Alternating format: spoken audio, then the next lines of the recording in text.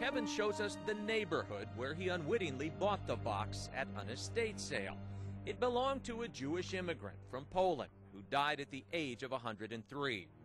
The woman's granddaughter sold the box to Kevin. She was told never to open it up, that there was something in it called a dybbuk, and kesalim, which is a term that we've had kind of a hard time defining, but I guess it means fooling spirits is the best definition. So kind of a playful type of a spirit, getting sick of playful spirits. Some of the things that happened weren't all that pleasant, you know. They weren't things that you just laugh at. Right after he bought the dybbuk box, Kevin took it to his shop on Burnside Street, where he refinished old furniture just like this. He dropped it off in the basement, then he left.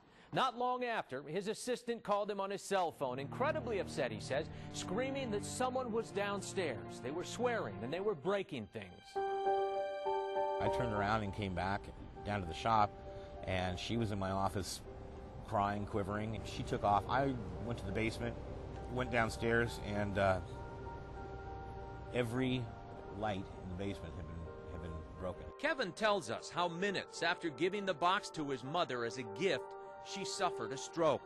How he'd sold it at one point and found it back in front of his Burnside shop just 3 days later. I had a note, and the note was very, very cryptic. It said, "This has a strange darkness about it." And how everyone in his life who'd been around the box at different times had the same dark nightmares that end the same way. And at that point, the person that you're with morphs into this old hag. It's the only way of putting it. That's why and then beats the living crap out of you.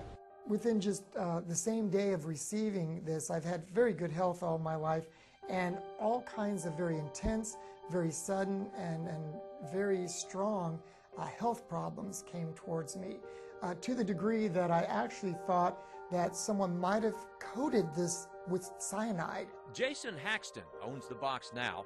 That's not it beside him either. Just a perfect replica. The real one? It is stored now, again, away from people, kind of in one of those quiet, dark places. The museum director in Missouri has taken great care to understand and to solve the malevolent mystery he acquired 7 years ago. Again, there is, I think, a source of energy that could be explained both scientifically and possibly spiritually. All these different people want access to it, and that in itself tells me there's something going on here that is somewhat amazing. Jason has put the dybbuk box to rest for now. For the whole time that I had this, I never wanted it near my home. Enclosed in an ark made of acacia wood and lined with 24-karat gold, a process he learned through his research. Like Kevin, Jason admits there's something very alive about the dybbuk box, though neither is ready to call it haunted.